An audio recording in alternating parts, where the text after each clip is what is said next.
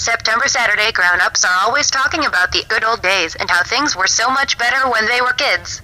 But I think they're just jealous because my generation has all this fancy technology and stuff they didn't have growing up.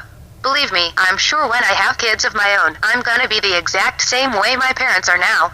Two moms always saying that when she was younger, it was great because everybody in town knew everybody else and it was like one giant family. But that doesn't sound so great to me. I like my privacy, and I really don't need everyone knowing my personal business.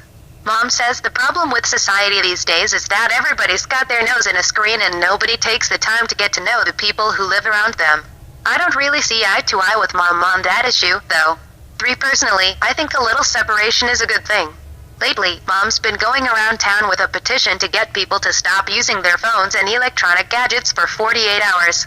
Mom needs 100 signatures before she can take the petition to town hall, but she's having trouble getting people to put their names on it.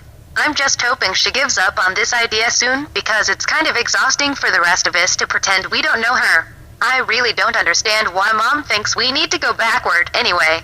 From what I can tell, the old days weren't that much fun. If you're thinking about it, you never see anyone in those black and white photos smiling.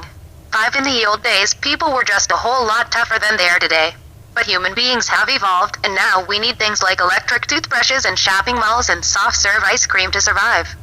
I bet our ancestors would be pretty disappointed with the way we turned out.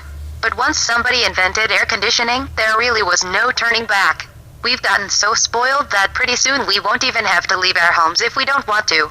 In fact, the way we're headed, I'll bet 1,000 years from now human beings won't even have spines. Some people complain that all this technology has made us soft. But if you ask me, that's not necessarily a bad thing. There are all sorts of luxuries nowadays that make people's lives better. Take baby wipes, for example. People were using regular toilet paper for hundreds of years, and then all of a sudden some genius came up with an idea that was a total game changer. What really amazes me is that it took so long for people to come up with the idea. I seriously can't believe the guy who invented the light bulb didn't see baby wipes coming. And who knows what crazy thing someone's gonna come up with next to make our lives easier. Whatever it is though, I'll be the first in line to buy it. But if Mom had her way, we'd be living like people did before there were computers and cell phones and baby wipes. And I really don't want to imagine living in a world without baby wipes. 9 Sundated says that when he was growing up, in the summertime kids played outside all day until they got called home for dinner at night. Well, that's pretty much the opposite of the way my summer went this year. I spent July and August at film camp, where all I did was watch movies in an air-conditioned theater for 8 hours a day. The main reason I signed up for film camp was because I thought it was for people who are serious about movies, like me. But I found out it was really just a place where parents could dump their kids off for some cheap babysitting.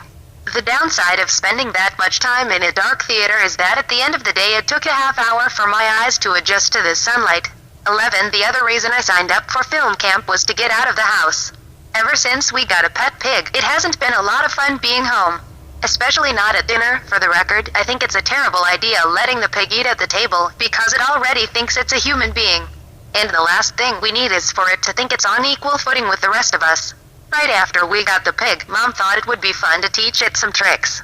So she would give the pig a cookie when it stood on its hind legs. But the pig learned to walk like that, and it hasn't been on all fours ever since. To make matters worse, my little brother, Manny, put a pair of his shorts on the pig, so now it's like we're living in the house with a Disney character. Mom used to take the pig outside, but after it started walking upright, it decided it was too good for its leash. Mom was worried that if the pig ran off we'd never find it, so she got a collar with one of those GPS tracking chips in it. But every time Mom put the collar on the pig, within 5 minutes it would be back off. And don't even ask me how the pig did that, since pigs don't even have thumbs, so now the pig just comes and goes as it pleases, and who knows where it spends its time. What really stinks is that I have a curfew but the pig doesn't. I think giving the pig too many privileges is a really bad idea. One day pigs will rule the world, and it'll be my family's fault for starting it all. I wouldn't really have an issue with the pig if it didn't interfere with my life. But I was late on the first day of school.